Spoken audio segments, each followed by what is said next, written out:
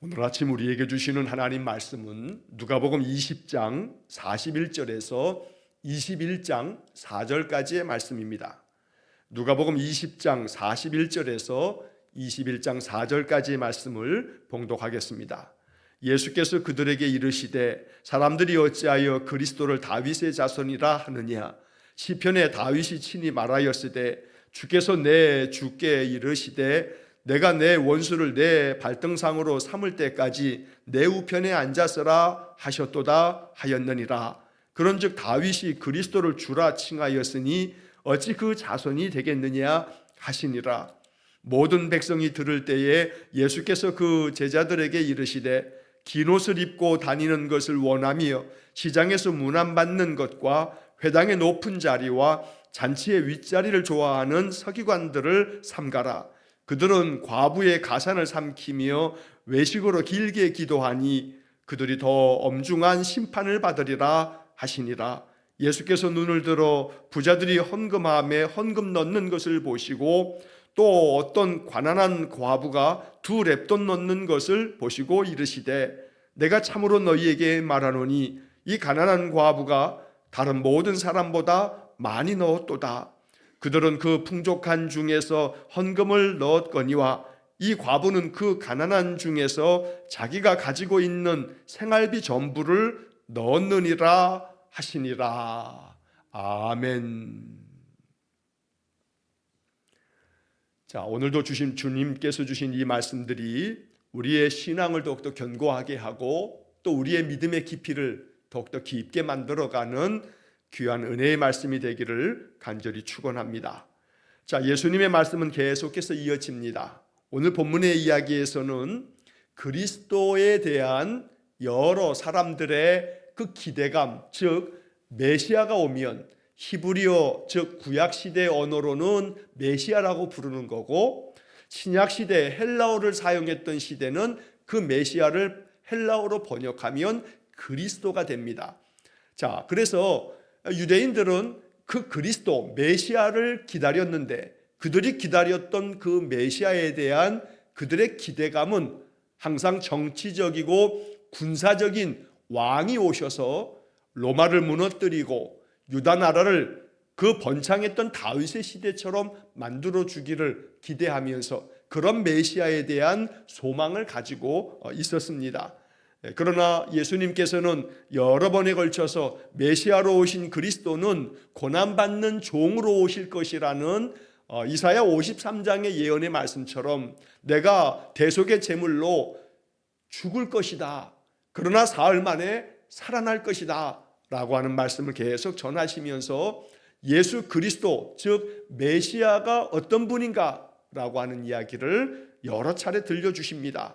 자, 오늘 본문에서도 41절에서 44절은 메시아가 어떤 분인가 라는 이야기를 또 짤막하게 누가가 기록하고 있고 또 45절에서 또 마지막 47절까지의 또 몇 구절에서는 서기관들의 그 외식적인 겉모양으로는 굉장히 경건하고 신앙이 있어 보이지만 그러나 그 속은 전혀 그렇지 않은 가식적이고 위선적인 그들의 신앙에 대해서 예수님께서 경계하시면서 그 조심해라 라고 하는 말씀을 또 들려주십니다. 21장으로 넘어가면서 부자가 헌금을 드리는 것과 가난한 과부가 헌금을 드리는 것에 대해서 또 말씀하시면서 하나님 앞에서 어떠한 마음을 갖는 것이 더 헌신적인 아름다운 그 중심의 충성됨인가 라는 문제들을 우리에게 말씀합니다.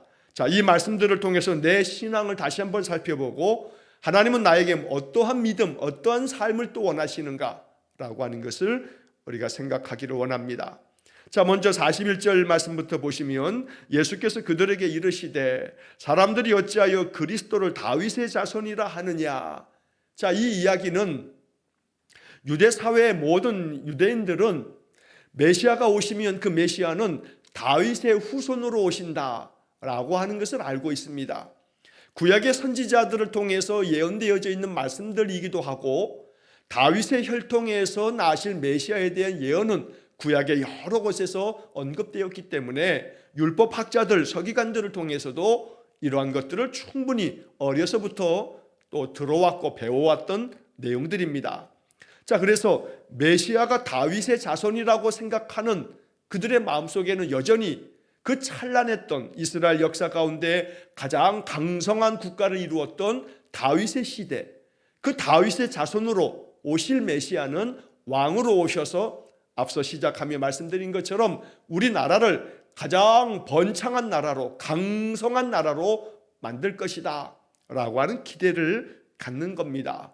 예수님을 따랐던 많은 사람들, 많은 무리들 가운데도 여전히 예수가 왕이 되어 주시기를 바라는 정치적인 목적으로 예수를 따르는 자들도 많았습니다. 그 무리들뿐만 아니라 예수님의 제자들도 역시 마찬가지입니다. 언제나 제자들이 누가 크냐고 싸우는 이유는 주님의 나라가 되어지게 되면 좌편에 우편에 우리를 좀 앉혀주십시오 라고 하는 자리싸움을 벌이는 까닭도 결국 그들은 예수님께서 세상의 권력자가 되고 왕이 되어서 그들에게도 그 권력이 나누어지기를 기대하는 마음이 제자들에게도 있었다는 겁니다. 그러나 여기서 예수님은 다시 한번 그리스도가 어떤 분인가 라고 하는 것에 대한 또 다른 이야기를 들려주십니다. 자, 사람들은 메시아가 다윗의 자손으로 오시게 될 거라고들 많이 얘기한다.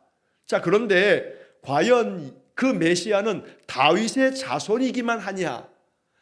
다윗의 자손으로 오신 메시아가 분명히 맞지만 그것뿐이냐? 그거 외에도 성경이 이야기하는 메시아는 이런 것이라고 주님이 친히 알려주고 계시는 겁니다. 자, 예수님은 시편의 말씀을 인용하시면서 이렇게 말씀합니다. 시편에 다윗이 친히 말하였으되 주께서 내 주께 이르시되 내가 내 원수를 내 발등상으로 삼을 때까지 내 우편에 앉았으라 하셨도다. 자, 이것은 시편 110편 1절에 나오는 말씀을 예수님께서 그대로 사용하신 겁니다. 시편 110편 1절 말씀에 보면 이렇게 말씀이 되어 있습니다. 여호와께서 내 주에게 말씀하시기를 내가 내 원수들로 내 발판이 되게 하기까지 너는 내 오른쪽에 앉아 있으라 하셨도다. 자, 여기 시편 110편의 말씀은 더 정확하게 여호와께서 내 주에게 말씀하시기를, 그래서 앞에는 여호와께서 또 내 주에게 말씀하셨다. 자, 다윗이 이야기한 이 이야기 속에 내 주라고 하는 것은 바로 메시아를 말씀하신 것이라고 유대인들은 다 알고 있습니다. 그런데 여호와께서 내 주에게, 즉 메시아 대신 그리스도에게 말씀하시기를, 자, 내가, 즉 여호와가 너의 원수를, 그 메시아의 원수들을 메시아 너의 발판이 되게 하기까지, 오늘 이 누가복음 본문에서는 내가 내 원수를 너의 발등상으로 삼을 때까지, 누가복음은 발등상이라고 이렇게 번역을 했습니다만 시편 110편 1절 말씀에서는 발판이라고 번역을 했습니다. 이 발판이라고 하는 말이 훨씬 더 우리가 이해하기가 쉬운 그런 번역인 것 같습니다. 나무로 만들어진 작은 도구로서 그 위에다가 발을 이렇게 올려두는 그 발판이 말 그대로 이 올바른 표현일 겁니다. 즉, 그래서 이 이야기는 하나님께서 메시아의 원수, 즉 마귀를 너의 발판으로 삼을 때까지, 마귀를 하나님께서 그 메시아를 통해서 진멸하실 때까지 너는 내 우편에 앉아 있으라 라고 하는 말씀을 바로 시편 110편을 통해서 다윗이 말씀하였다고 예수님 전하시면서 이렇게 얘기하는 겁니다. 44절에 그런즉 다윗이 그리스도를 주라 칭하였으니 어찌 그의 자손이 되겠느냐라고 말씀하는 겁니다. 자, 다시 한번 정리하자면 시편 110편 1절은 여호와께서 메시아에게 말씀하는 내용입니다. 여호와께서 다윗의 입장에서 볼 때는 내 주, 나의 주님이 되신 메시아께 여호와께서 말씀하시기를 내가 너의 원수를 너의 그 발판이 되게 할 때까지 너는 내 우편에 앉아 있으라 라고 이렇게 말씀하셨다. 그러니까 내 주 되신 메시아는 하나님 우편에 계신 분이다. 하나님 우편에 계신 그 메시아가 어떻게 다윗의 자손이 되겠느냐라고 주님께서 질문하고 계시는 겁니다. 자, 이 이야기가 이해하기가 쉬운 것 같으면서도 또 어려운 건 뭐냐면, 예수님이 지금 얘기하는 이 초점은 뭐냐면, 메시아는 다윗의 자손, 다윗의 후손으로 오신다고 많은 선지자들이 말씀하였기 때문에 분명히 메시아는 다윗의 후손으로 오실 거다. 그러나 그 메시아는 하나님 우편에 계시는 다윗조차도 나의 주님이라고 부를 만큼 메시아는 단순히 다윗의 자손으로만 오시는 게 아니라 그분은 다윗보다 앞서서 하나님 우편에 계셨던 분이다 라고 하는 이야기를 함으로써 메시아 그리스도로 오신 바로 그분은 신성, 인간으로만이 아니라 신적인 권위를 가진 신성이 있으시다 라는 이야기를 들려주는 말씀이 됩니다. 자, 이 이야기를 사도 바울은 로마서를 쓰면서 이렇게 표현을 합니다. 오늘 이 본문의 이야기가 로마서 1장 3절과 4절 말씀을 통해서 살펴보면 우리가 더 이해하기가 쉽습니다. 로마서 1장 3절과 4절은 바울이 이렇게 말씀합니다. 그의 아들에 관하여 말하면, 즉 하나님의 아들 메시아 되신 그리스도 예수님, 그의 아들에 관하여 말하면 육신으로는 다윗의 혈통에서 나셨고 성결의 영으로는 죽은 자들 가운데서 부활하사 능력으로 하나님의 아들로 선포되셨으니 곧 우리 주 예수 그리스도시니라. 이게 로마서 1장 3절과 4절에 나오는 말씀입니다. 자, 여기서 바울은 오늘 본문의 이야기를 아주 명확하게 잘 정리를 해주고 있는 겁니다.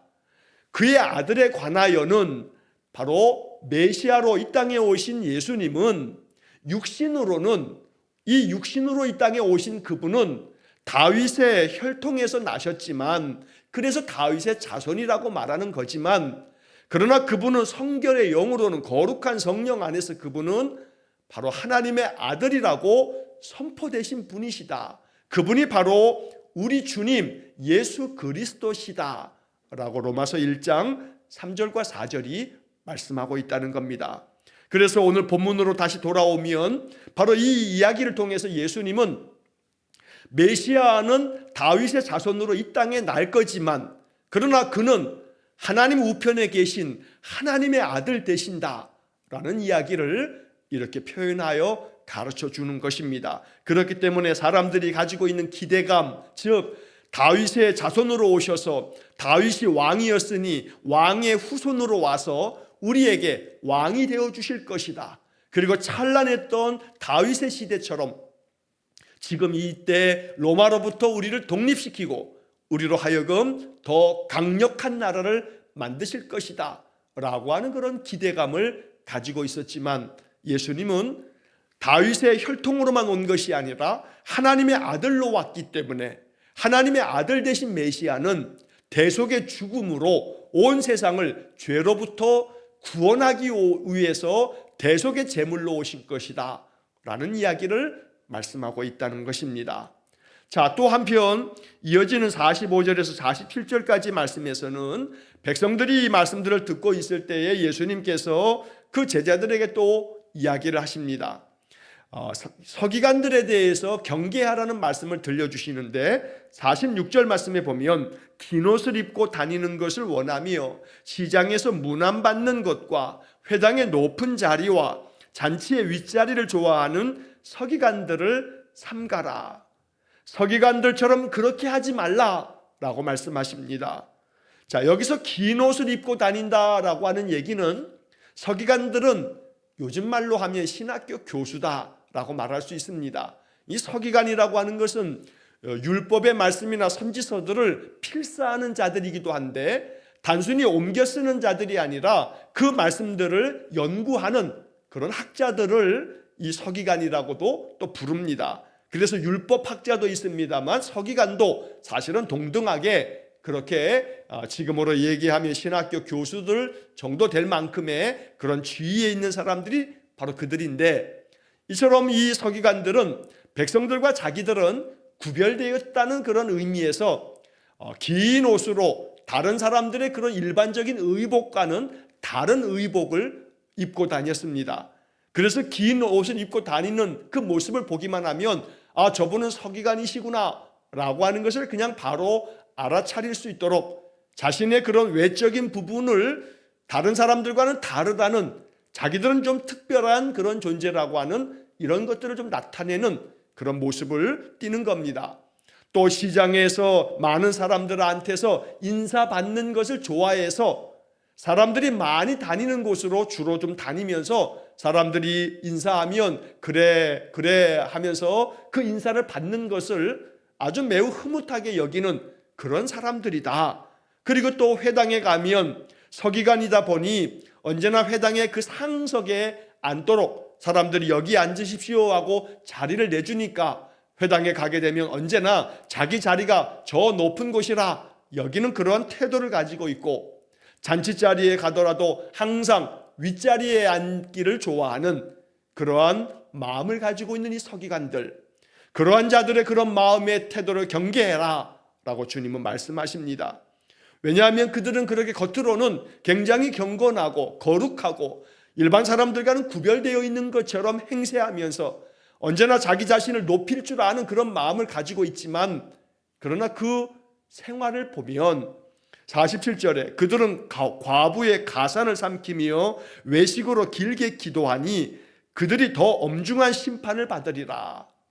겉으로는 굉장히 경건하고 또 거룩한 채는 다 하면서도 그 속으로는 오히려 이 과부들, 남편을 잃고 또 힘없는 그런 연약한 자들에 대해서 그들이 가지고 있는 작은 재산까지도 어떻게 하면 저건 내 것이 될까 하고 삼켜버릴 만큼 사회적인 약자들에 대한 국률한 마음은 없는 채 오히려 그들의 것에서 자기들의 소유를 더 많이 갖겠다고 빼앗는 그런 자들이었고, 또 외식으로 길게 기도한다는 것들도 역시 바리새인들이 그러했던 것처럼 사람들이 길을 가다가도 저쪽에서 오면 자리에 서가지고 하늘 높이 손을 들고 하나님 하면서 소리치면서 기도하는, 그래서 겉으로만 기도하는 체하면서 그렇게 자기의 경건함을 나타내는 아주 이중인격적인 위선적인 가식적인 그런 태도를 가지고 사는 자들이다.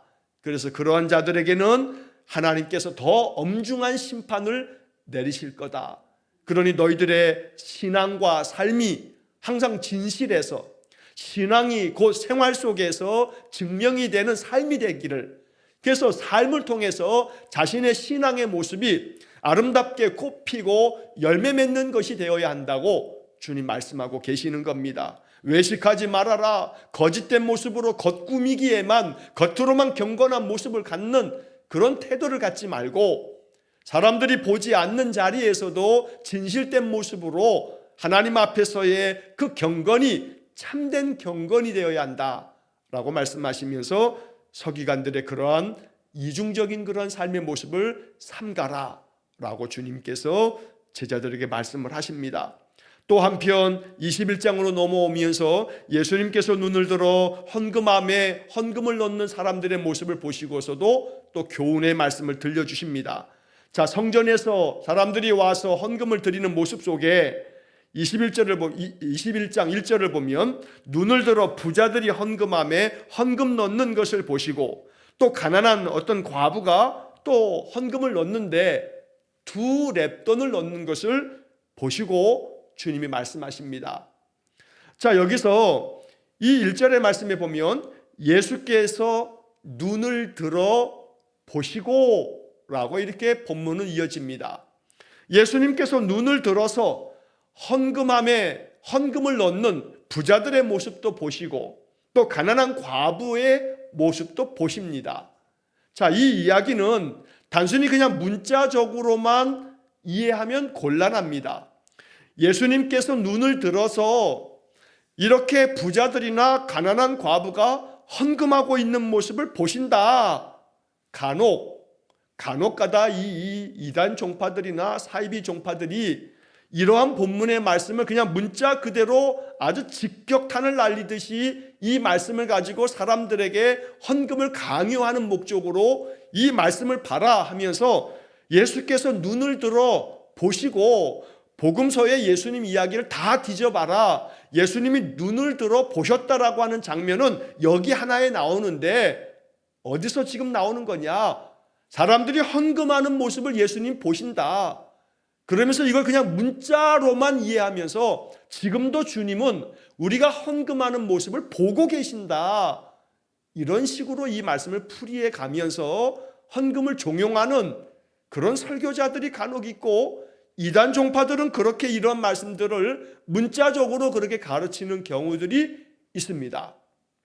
그래서 이 말씀에 담겨져 있는 참된 의미를 헤아리지 못하고 그냥 문자적으로 이 말씀을 자기들이 이용하고 싶은 대로 말씀을 이용해버리는, 악용하는 그런 못된 모습들도 보게 된다는 겁니다. 자, 여기서 예수님께서 눈을 들어서 보신 것은 이 사람들이 헌금함에 헌금 넣는 것을 보셨다는 것이 아니라 그들의 마음이 어떠한 것을 보셨다라고 이해하고 해석해야 합니다. 자, 그 다음 이어지는 말씀에서 예수님 이렇게 설명하십니다. 그들의 모습을 보신 다음에 내가 참으로 너희에게 말하노니 이 가난한 과부가 다른 모든 사람보다 많이 넣었도다. 자, 부자가 헌금함에 넣은 그 헌금의 액수는 가난한 이 과부가 드렸던 2렙돈보다는 훨씬 더 많을 겁니다. 왜냐하면 이 가난한 과부가 드렸던 2렙돈, 이 렙돈이라고 하는 것은 매일 성경 묵상책을 가지고 계신 분들은 그 본문의 아래쪽에 보면 작은 글씨로 렙돈에 대한 설명이 써 있습니다. 렙돈은 노동자들이 일해서 하루 벌 수 있는 하루 품삯, 이게 1데나리온인데 렙돈이라고 하는 것은 데나리온의 128분의 1에 해당되는 부분이다. 그러니까 2렙돈이라고 했으니까 거의 그냥 얘기하면 한 60분의 1 정도가 되는 겁니다. 이것도 그냥 오늘 우리식으로 얘기하면 어림잡아서 2렙돈 그러면 2,000원 정도가 되는 겁니다. 그래서 더 정확하게 얘기하면 한 1,200원에서 한 1,400원 정도 되어지는 동전 2개를 그냥 헌금함에 넣은 겁니다. 2,000원도 채 되지 않는 헌금을 이 과부는 드렸는데, 그러나 부자가 드린 것은 2,000원 그 이상으로 뭐 2만 원도 될 수 있을 거고 20만 원도 될 수 있을 겁니다. 그러나 예수님께서는 이 두 사람이 헌금을 드리는 이 모습을 보시고 난 다음에 말씀하시기를 이 가난한 과부가 다른 어떤 사람들보다 많이 넣었다, 많이 헌금을 드렸다. 결코 다른 사람들이 2,000원도 채 안 되는 돈을 저 가난한 과부보다 더 작은 돈을 드릴 리는 없습니다. 물질로만 보면, 숫자로 따지면 이 가난한 과부가 드린 2렙돈은 보잘것없는 그러한 헌금의 액수일 겁니다. 그러나 주님께서는 여기서 지금 말씀하시는 것은 누가 더 많이 넣었다, 더 많이 헌금을 했다라고 하는 그 많다라고 하는 표현이 숫자적인 크고 작음을 말하는 것이 아니라는 겁니다. 4절의 말씀을 보게 되면 저들은 그 풍족한 중에서 헌금을 넣었거니와 이 과부는 그 가난한 중에서 자기가 가지고 있는 생활비 전부를 넣었느니라. 자, 여기서도 마찬가지입니다. 이 가난한 과부가 드린 헌금은 예수님께서 칭찬하시기를 생활비 전부를 넣었다라고 하는 것을 문자적으로만 얘기하면 안 된다는 겁니다. 그래서 옛날에 이 이단들이 모든 전 재산을 다 그 이단 종파들에게 다 갖다 바치고, 그리고 그 공동체에 들어가서 내 재산 다, 생활비 전부를 다 갖다 바치면서 그곳에 들어가서 같이 공동체에서 거기서 그것이 하나님의 나라라 하는 그런 가르침 아래 거기서 삶을 살았던 사람들이 있었습니다. 아마 우리 어르신들은 아실 겁니다. 신앙촌도 대표적인 그런 이단들입니다. 자신들의 전 재산을 신앙촌에다 다 갖다 바치고 거기에 들어가서 같이 노동하고 같이 공동 생산하고 그러면서 같이 분배하고 이렇게 살아가는 것이 하나님의 나라다라고 하면서 이단들이 그렇게 이 말씀들을 악용했던 겁니다.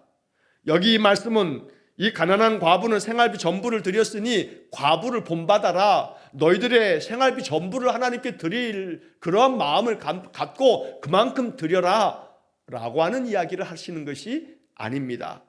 이 이야기의 참된 정신은 많은 그 어떤 사람보다 가난한 과부가 드린 헌금이 많다. 왜냐하면 이 과부의 마음속에는 자신의 모든 것이 다 주님 것임을 고백하면서 여기 생활비 전부를 드렸다는 것은 바로 내게 있는 이것이, 이 두 렙돈이 나의 전부입니다. 그러나 주님, 이 전부인 것조차도 하나님께로부터 왔으니 내가 이것을 하나님께 드림은 나의 삶은 전적으로 하나님 앞에 맡기는 겁니다 라고 하는 전적으로 하나님께 맡길 줄 아는 마음, 이것을 칭찬하고 계시는 겁니다. 자, 이 말씀을 다시 한번 살펴보면 이 과부는 자기가 가지고 있는 생활비 전부를 드렸다. 생활비 전부를 드리면 살 수가 없습니다. 그런데 그것을 하나님 앞에 드립니다. 이렇게 생활비 전부를 하나님께 드리면서 이 과부의 마음의 기도는 이것이 나의 전부이기 때문에 이걸 하나님께 드리는 까닭은 나의 삶이 이제는 하나님의 손에 달려 있습니다. 내가 가지고 있는 전부를 하나님께 드렸으니 나는 이제 하나님이 살리시면 사는 거고 하나님이 죽이시면 나는 죽을 수밖에 없습니다. 왜냐하면 내가 가진 것이 이제는 아무것도 없기 때문입니다.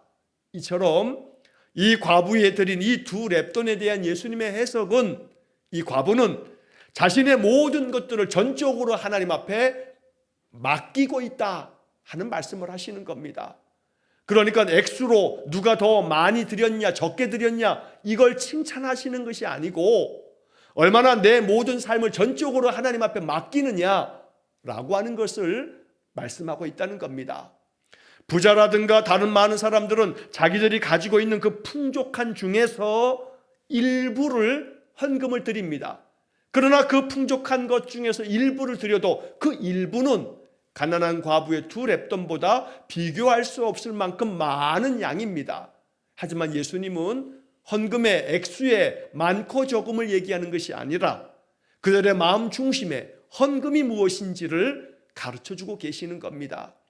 이 말씀에서 우리는 다시 한번 이 말씀을 묵상하는 중에 정리를 해야 할 것이 있습니다.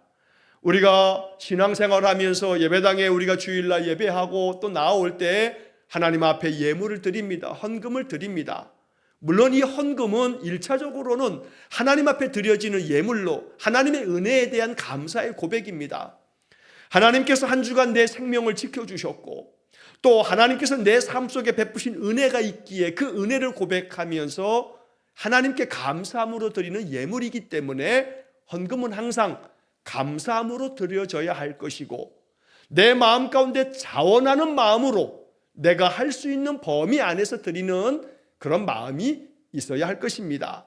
물론 이 헌금 속에 결국 하나님께 감사의 예물을 드리면 그 헌금은 교회 공동체를 통해서 하나님의 뜻을 이루어가고 교회를 건실하게 세워가는 여러 일에 사용이 되어집니다. 그러나 또 한편 이 헌금에 대한 우리의 가치관 중에 한 가지 중요한 사실 하나는 헌금은 소유권에 대한 인정훈련입니다. 다시 말하면 이 헌금은 하나님께서 나에게 주신 것의 모든 것들은 하나님께로부터 왔습니다 라고 하는 것을 고백하는 훈련이라는 겁니다. 내가 애써서 수고해서 내가 얻은 소득이지만 이 모든 소득은 하나님께서 내게 생명 주셨고 건강 주셨고 나의 산업을 지켜주셨기 때문에 하나님이 나에게 주신 것이라 라고 고백하면서 하나님의 주신 것인데 이것이 모든 것이 하나님의 것임을 내 마음속에서 인정함으로 내게 주어진 모든 것들은 그 소유권이 하나님께 있음을 고백하고 인정하면서 그 중에 내 마음에 감사함으로 고백하여 드리는 작은 예물을 우리가 기쁜 마음으로 기도하면서 내게 주신 모든 것이 하나님의 것이지만 내가 이 모든 소유권은 하나님의 것임을 내가 인정하면서 내가 주님 앞에 이 작은 예물을 드립니다 라고 하는 그런 마음의 중심을 가지고 있을 때 바로 그것을 하나님은 귀하게 여기신다는 겁니다.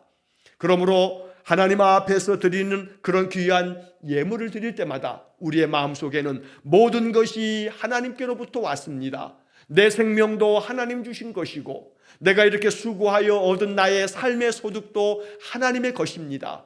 감사함으로 내가 주님의 것임을 인정하며 이 작은 예물을 드립니다 하면서 감사의 예물도 11조의 예물도 또 어떠한 것에 대한 목적의 예물도 하나님 앞에 그렇게 드리는 것입니다. 그래서 예수님은 이 말씀을 통해서 다시 한번 믿음의 삶의 중요한 것은 그 헌신의 깊이에 있는 것이고 마음의 그 마음 중심이 어디에 있는가를 주님은 보신다라고 말씀하고 있다는 겁니다. 그러므로 예수께서 눈을 들어 보신 것은 어떤 사람이 얼만큼의 헌금을 내더라가 아니고 어떤 사람의 마음의 중심이 그 온전한 마음으로 하나님 앞에 자신의 삶을 맡기고 마음 중심으로 헌신하고 있는가라고 하는 것을 주님이 항상 보신다. 이 말씀을 마음 기억하면서 우리의 신앙의 삶이 서기관과 같지 아니하도록 언제나 나의 신앙과 삶이 늘 한결같도록 또 마음의 중심에 모든 것이 하나님의 것임을 고백하면서 내 마음에 헌신하는 그 마음의 깊이가 더욱더 깊어지는 복된 삶이 되시기를 주의 이름으로 간절히 축원합니다. 기도하겠습니다.